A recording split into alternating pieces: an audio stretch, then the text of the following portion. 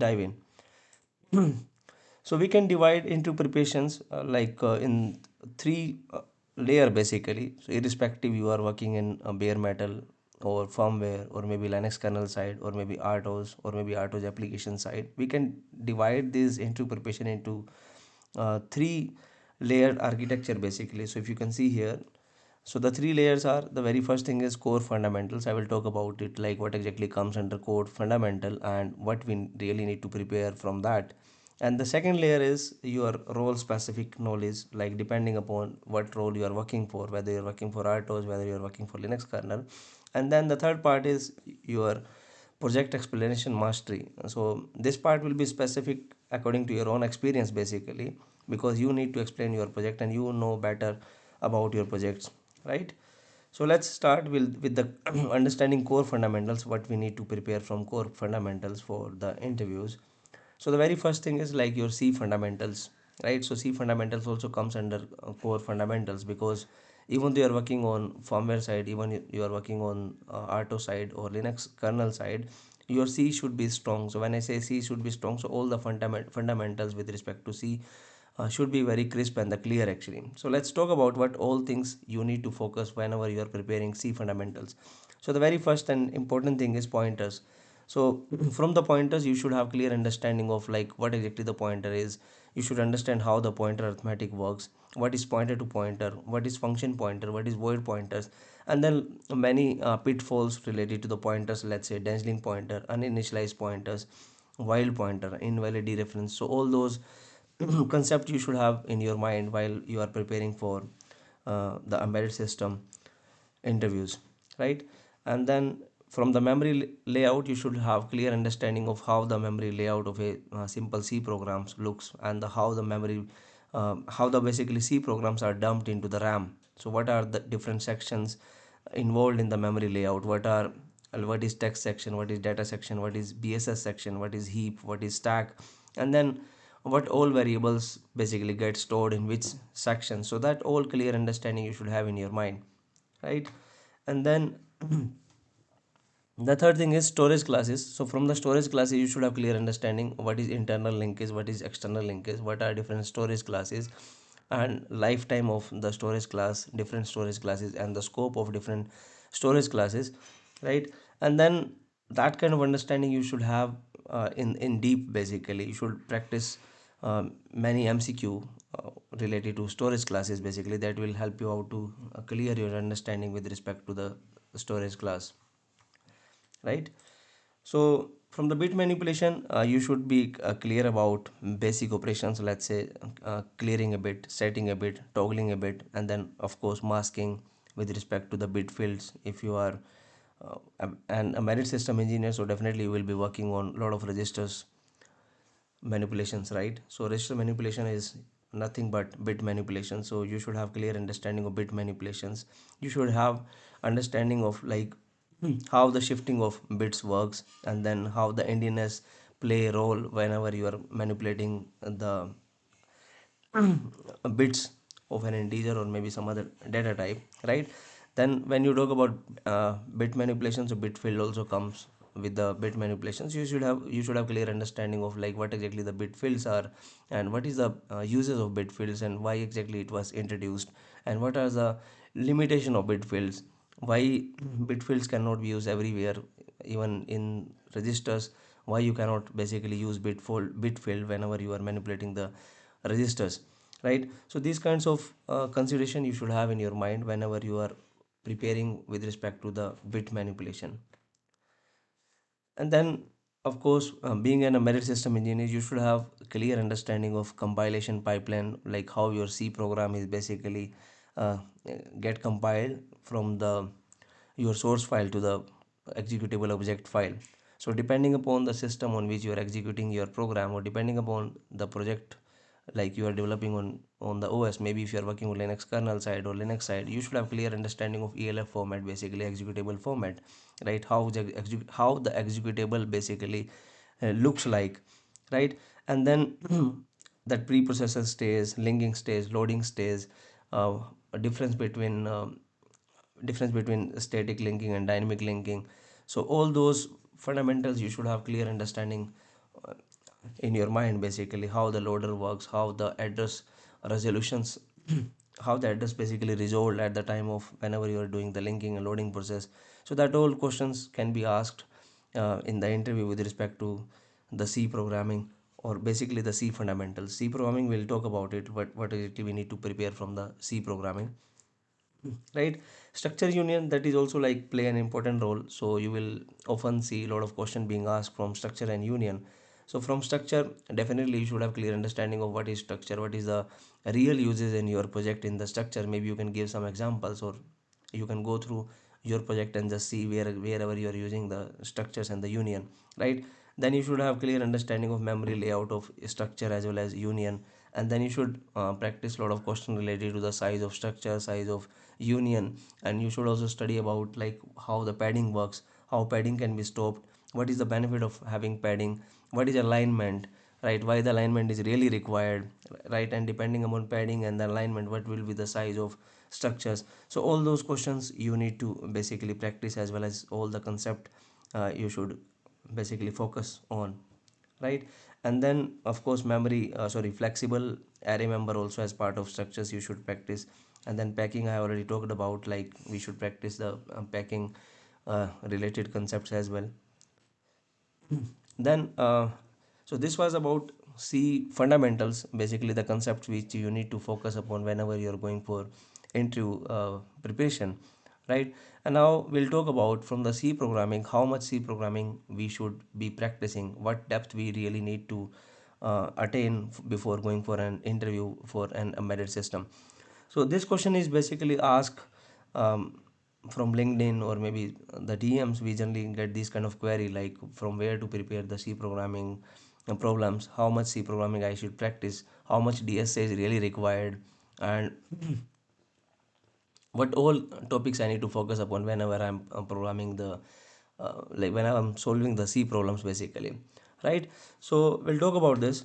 So first of all, like whenever you are working as an embedded system engineer and you are targeting the premier product based companies like Qualcomm, Nvidia, Broadcom, and all these companies. So these companies has embedded mindset basically, so they don't ask that much advanced DSA like graph and then backtracking, dynamic programming. Most of the time they don't ask. If you are going for companies which has application kind of mindset, let's say you are targeting some farm companies, maybe you are going for Apple, you are going for Google, or maybe you are going for Microsoft. So their chances are very high they can ask some advanced DSA level problems as well. But 90% of the time, if you will go for like Qualcomm, Broadcom, Nvidia, all these companies, so they will ask you medium level of DS questions. We'll talk about it, what exactly you should prepare with respect to the C programming. Okay, so the very first thing is like we should practice the questions related to array and string. So here I have listed out. You should practice like how you can reverse an array by without using any another array, basically in place we call it, right? And the similar way we should practice reversing a string in place without using any extra memory. Then you should practice like how you can rotate an array by k element, maybe left rotation and right rotation. So by explaining this, I'm not saying you just practice all these questions. So I have just listed out few questions which will give you the understanding of like how you are going to approach problem if it's related to array and string or maybe some other topics, right? I'm not saying practice only these problems and your interview will be cleared. So these are basically just to revise your concept, or maybe because we have seen whenever you're working in industry for long, so you in your day-to-day task you don't do that much programming, right? So we have seen people who are basically coming to us.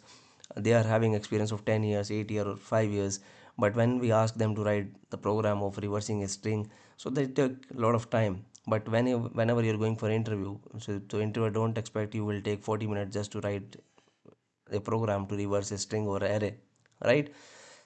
So when you practice these questions, so definitely it will speed up your thinking, basically how you're going to approach the program, and definitely it will optimize. It will give you the understanding of how you can optimize whenever you're writing the problems, or basically the C programming problems, right?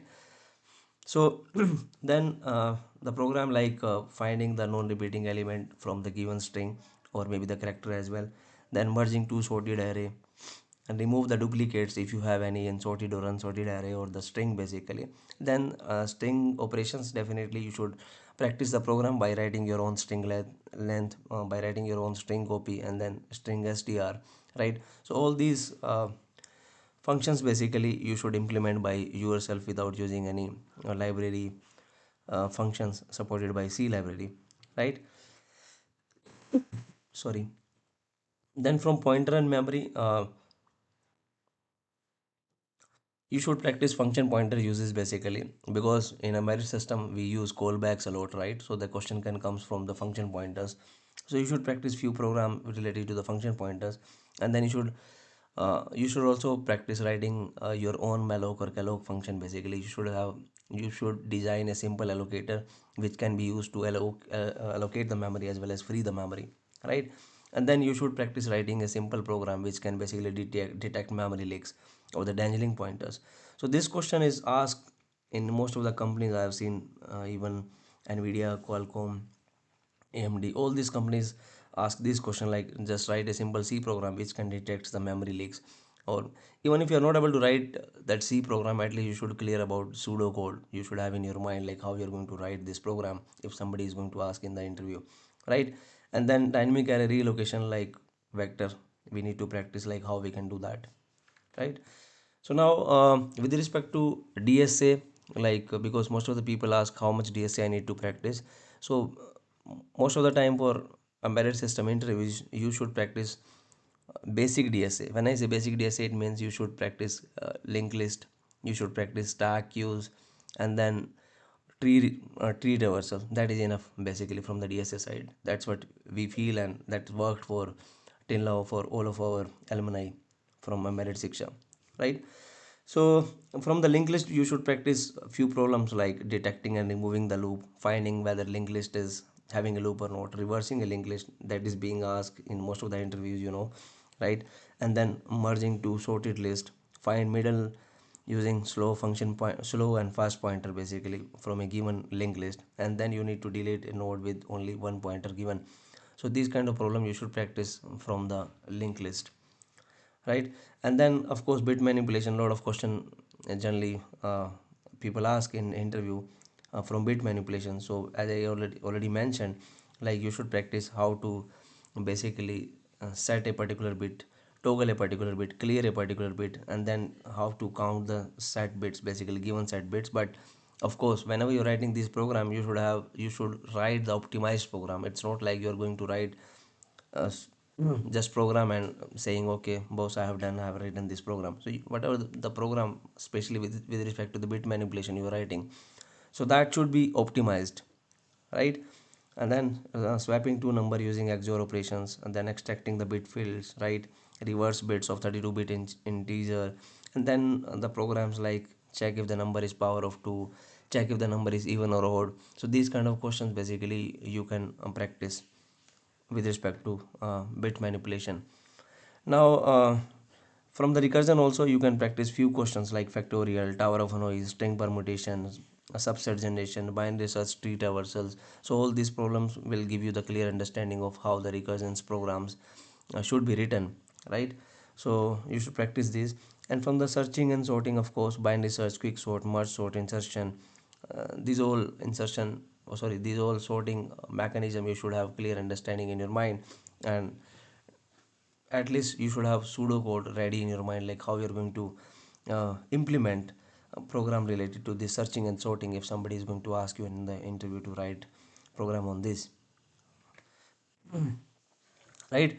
So from the stack and queue you just first have to understand what exactly the stack is, what exactly the queue is, because stack and queues are used almost everywhere, whether you're working in Linux kernel, whether you're working on RTOS.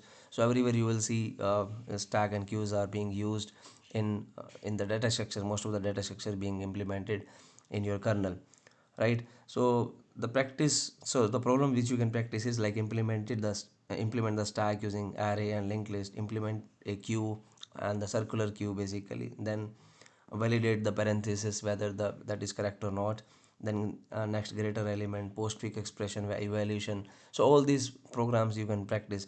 So but these programs are just easy or medium level programs. We are not going to target the difficult level program, because as I mentioned, most of the companies will only test your basic understanding of data structure. So they will just test whether you know what exactly the linked list, how the linked list actually works, how the queue works, how the stack works.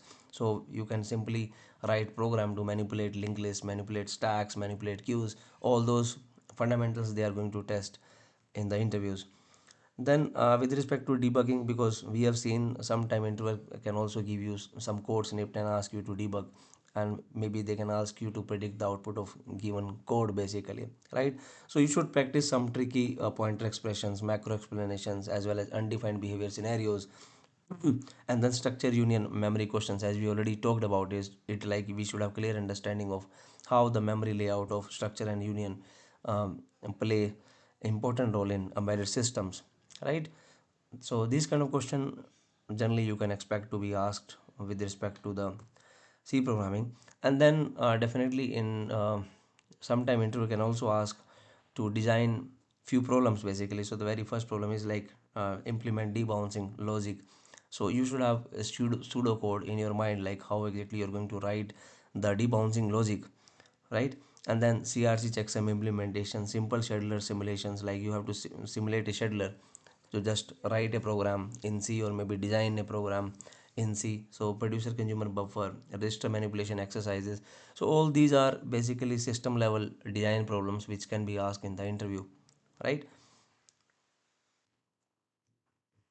So C programming is the part of your core fundamentals, and the second thing which comes in core fundamentals is your core embedded fundamentals. So when I say this, uh, irrespective of your experience, whether your experience is 1 year or your experience is 10 years, 15 years, you should have at least basic understanding of embedded system fundamentals, like what exactly the interrupt, what exactly interrupt service routine, what is the life cycle of an interrupt, what is priority, what is interrupt latency, debouncing logic, watchdog timers, boot process of your basically RTOS or the hardware on which you are working upon, right? And then what is memory map registers, how to manipulate the registers, what exactly polling versus interrupt, and then what exactly the DMA is. So all those basic fundamentals of embedded system you should have clear understanding of. You should also understand what exactly the scheduling is, what are different type of scheduling basically provided in an OS, right?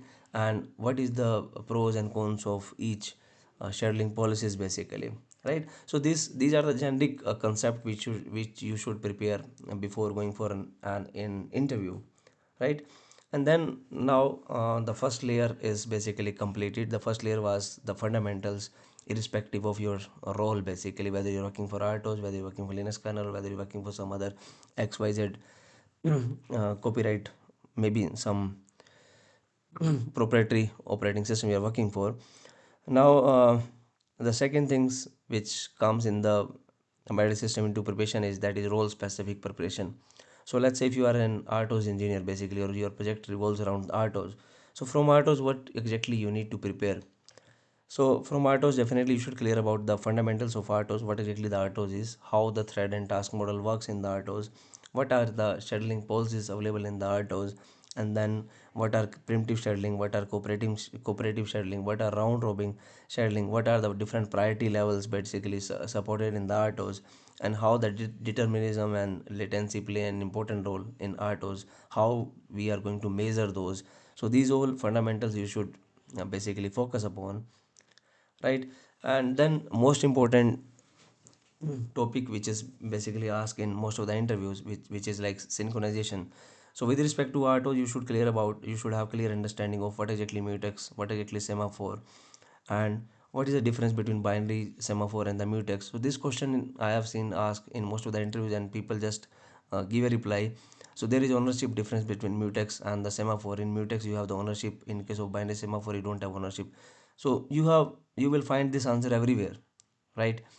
But if interviewer wants to test your deep knowledge on that, so they can simply ask you, if mutex is there with the ownership, why you really need to have semaphore in place? Why don't RTOS remove the semaphore facility, right? And we have seen most of the people will not be able to answer these questions. They just know everything whatever they have studied from the internet. From the mutex you will get the ownership. They don't know one step ahead what exactly the uses of mutex, why we really need mutex basically. So that part you need to study in deep basically. So I'm just talking about this just to give you the idea of the depth of concept which you should have in your mind basically, if you are really targeting a big or premium product based companies, right? So definitely you should understand the difference between mutex and semaphore, right? And what exactly we should use whenever you're writing the interrupt handler, what which synchronization mechanism is basically safe for ISR, whether it is mutex or semaphore, and then what exactly event flags in RTOS, what are message queues, what are spin logs, which are rare in RTOS, but we should have understanding of what exactly the spin log is, and we should also understand uh, the latency or the overhead which will be caused by synchronizations policies basically, or synchronization mechanism which are available in the RTOS. So let's switch to the next concept. So definitely interrupt handling is also going to play an important role. So you should have clear understanding of what exactly the interrupt handling is. You should have clear understanding of the life cycle of interrupt, like how the interrupt is basically generated, how the OS will come to know about your interrupt, how the context switching will be happening, because you are going to interrupt the process or the task which was currently executing, right? So how that context switching is going to happen, what exactly you're going to what operation you're going to perform as part of context switching, right? Sorry. And then of course thread, like how you're going to switch from ISR to the thread, and what how the re-entrant code has to be designed whenever you are basically designing an application or designing your driver which is going to share some data between ISR and some normal task basically, right? And what is the uses of volatile in ISR and or the thread basically. So you should practice this in detail. So even in the C fundamental you should practice what exactly the volatile is, but don't just give reply volatile we use to stop the compiler optimizations, right? This if any fresher is giving these answers, that can be accepted, but if you will, being an embedded system engineer, if you will say volatile we use just to basically stop the compiler optimizations, so definitely that is not going to help. So that's why I'm telling you the depth of your topics really matters whenever you're going for an interview, right? So with respect to memory, you should have understanding of how the memory allocation works in the RTOS in which you are working upon, maybe free RTOS, maybe Zypher, or any other RTOS which you are working upon.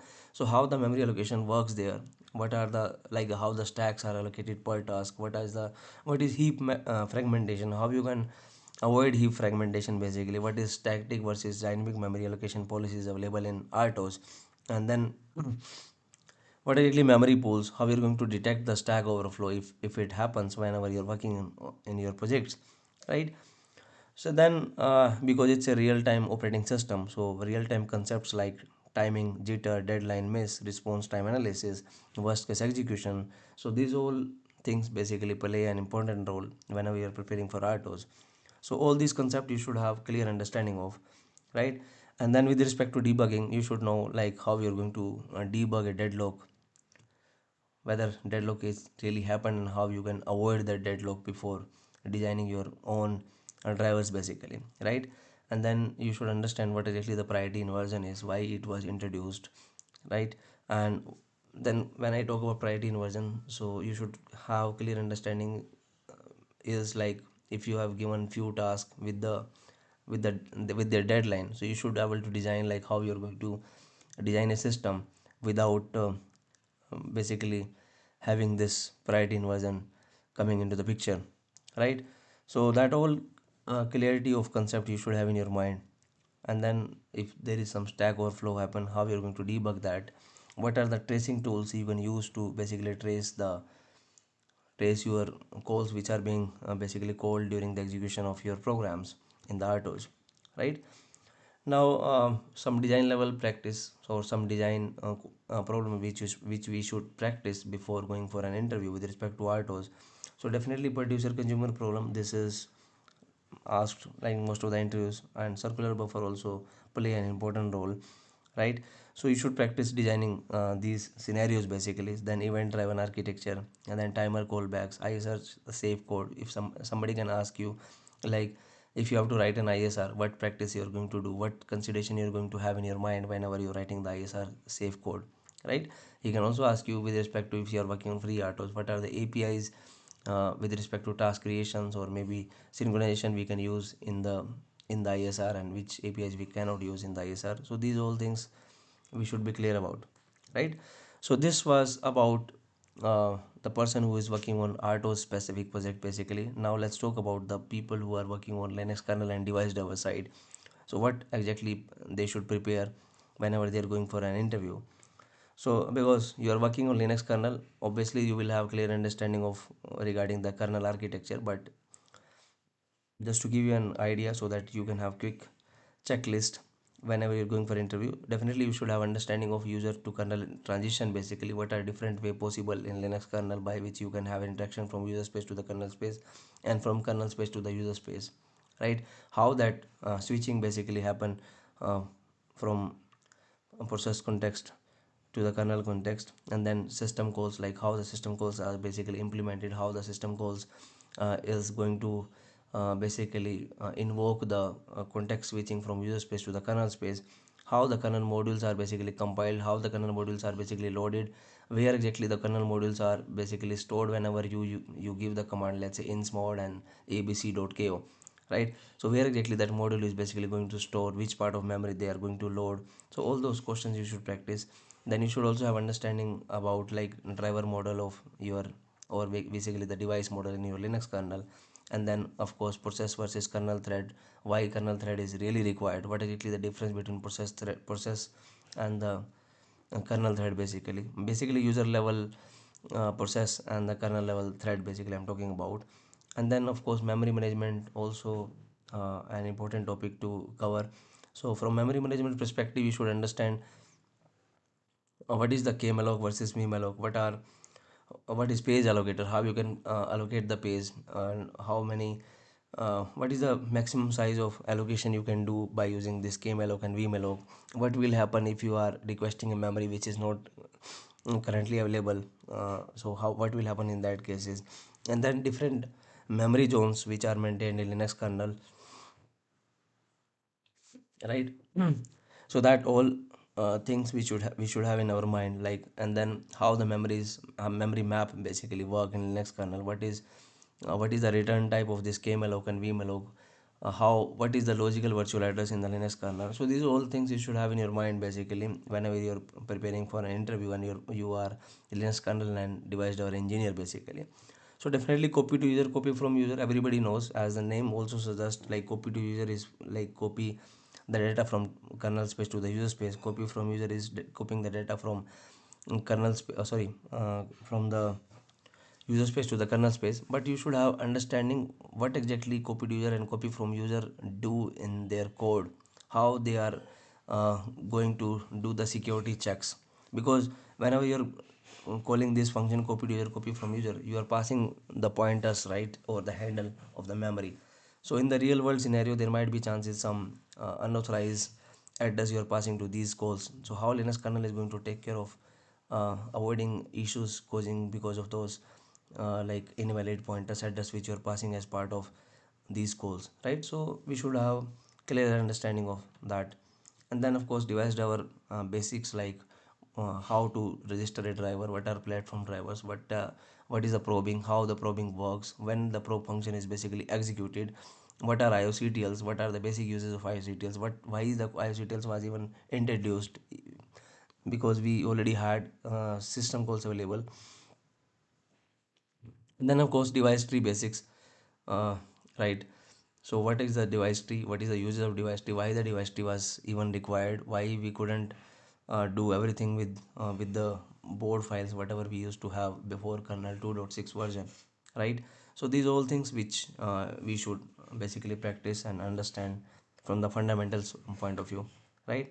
And then of course synchronizations, uh, what are the different synchronization mechanism available in Linux kernel with respect to synchronization, why, what is the difference between spin lock and the semaphore, right? And in what scenario we should use spin lock, in what scenario we should use semaphore, right?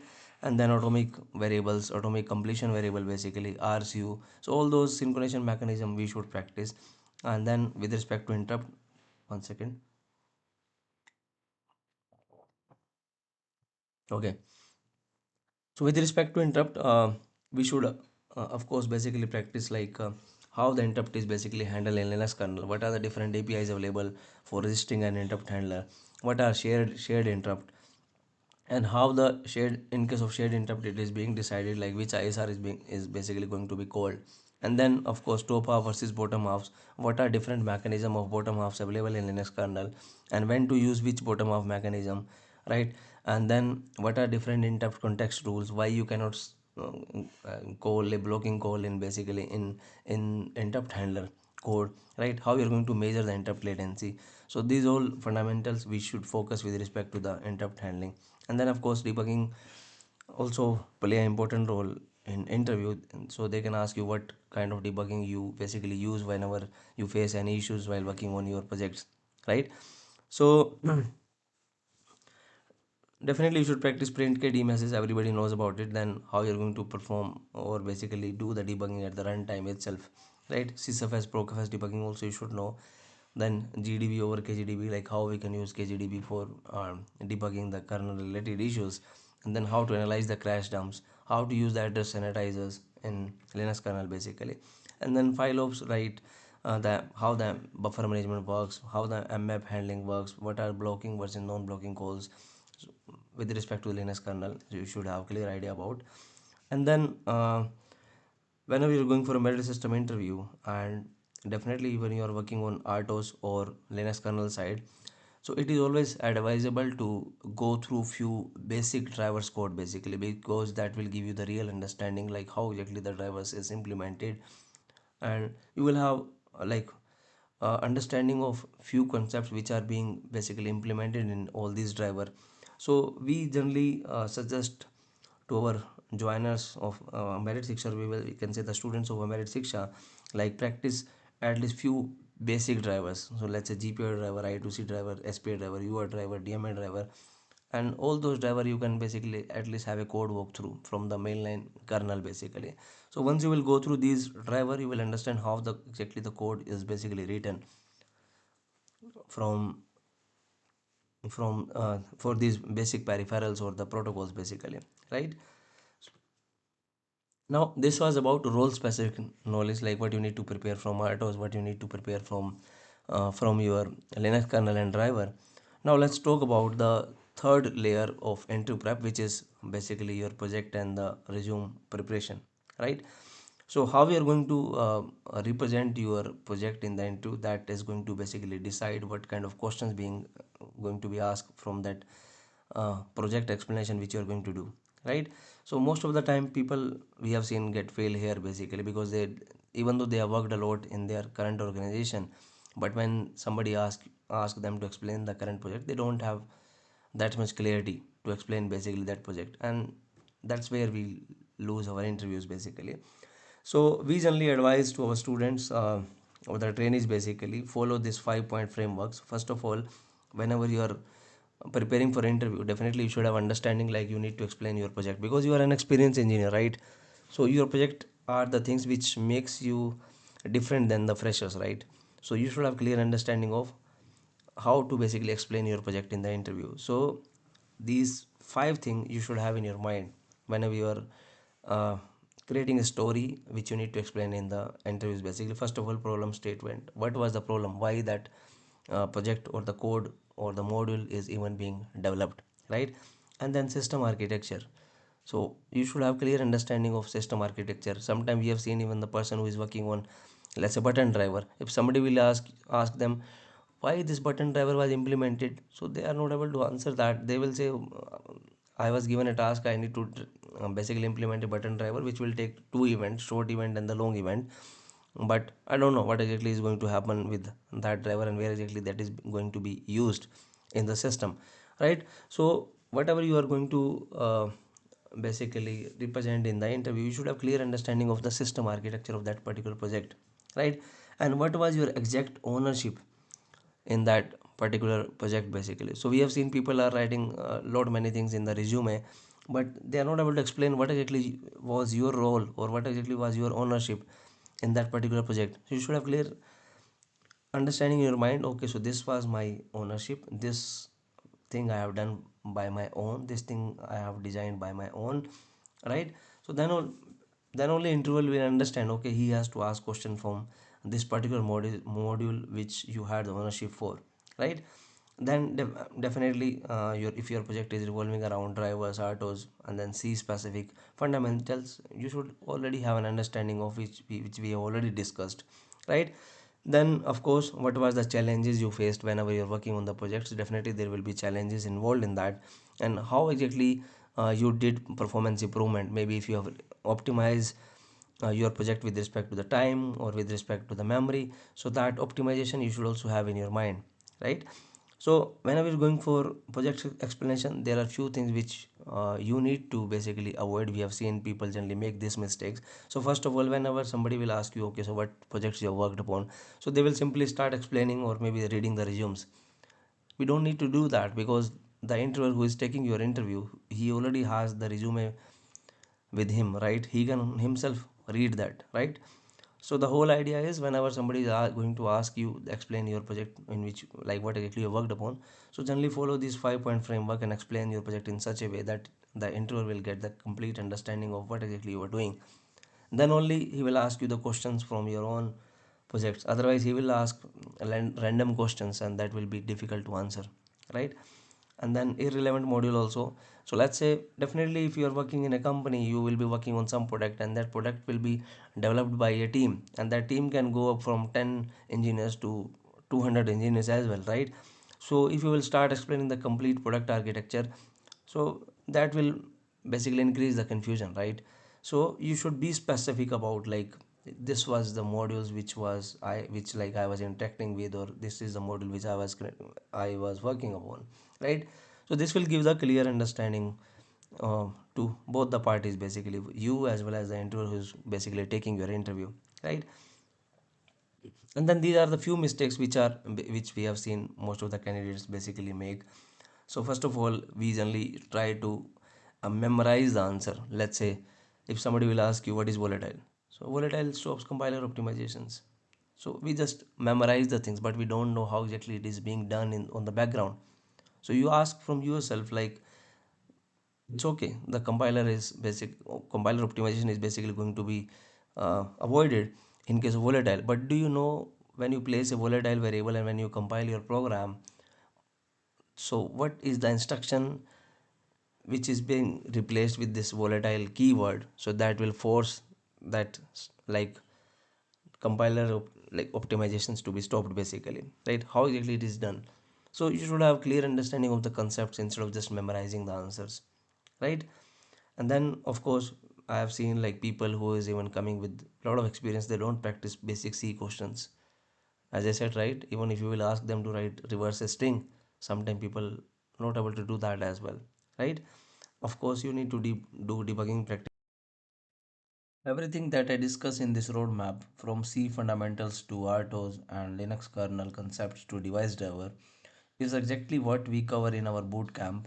The idea of the bootcamp is simple: remove confusion, provide structure, and help you prepare step by step, the way interview actually expect. So if you feel this roadmap makes sense and you are looking for guided preparation instead of random learning, you can check the bootcamp details in the description.